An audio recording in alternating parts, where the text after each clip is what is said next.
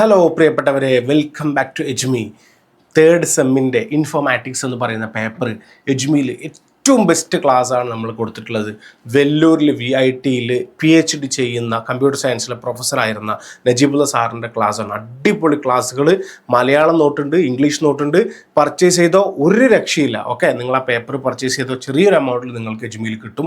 Malayalam നോട്ടും English നോട്ടിൻ്റെ PDF നിങ്ങൾക്ക് available ആണ്. അപ്പോൾ വിട്ടുകൊടുക്കേണ്ട, നിർബന്ധമായിട്ട് എന്ത് ചെയ്യുക, വാങ്ങിക്കോ.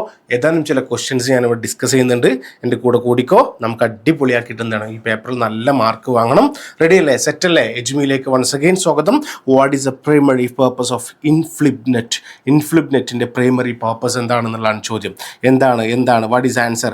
ആൻസർ എന്താ? Establishing a national network of academic libraries and information centres in India.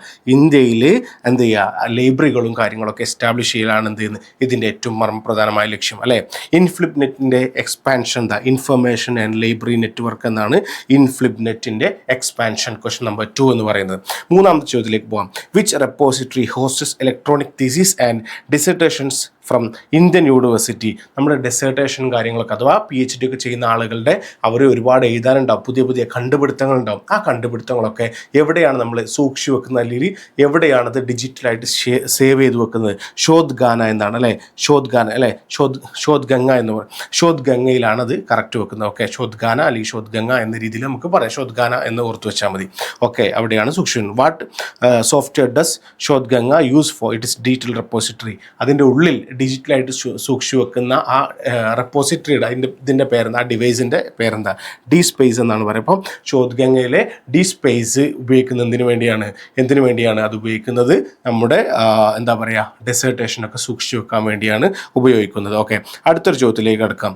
Which initiative aims to digitalise and preserve India's vast cultural and scholarly heritage?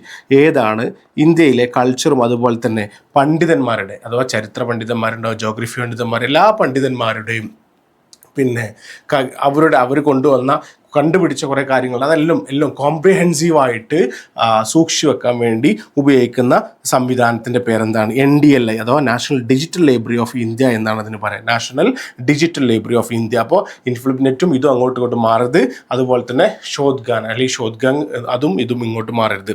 What type of resource does the national digital library of India offer? ഏത് type റിസോഴ്സാണ് അവർ offer ചെയ്യുന്നത് അല്ലേ?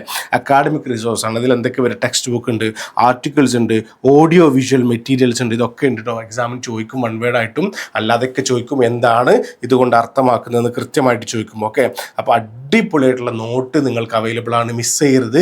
എല്ലാ വീഡിയോസും കാണുക. Okay, അതുപോലെ തന്നെ ഇൻഫോമാറ്റിക്സിൻ്റെ MCQ ക്വസ്റ്റ്യൻ ഒക്കെ നമ്മൾ ഇട്ടിട്ടുണ്ട്, മലയാളത്തിലും ഇംഗ്ലീഷിലും. അപ്പോൾ 6 ദിവസം ഉണ്ടെങ്കിൽ 6 ദിവസം കൊണ്ട് പഠിച്ചെടുക്കാം. നല്ല നോട്ടും അതോടൊപ്പം തന്നെ ക്ലാസ് നിങ്ങൾ നിർബന്ധമായിട്ടും കേൾക്കണം.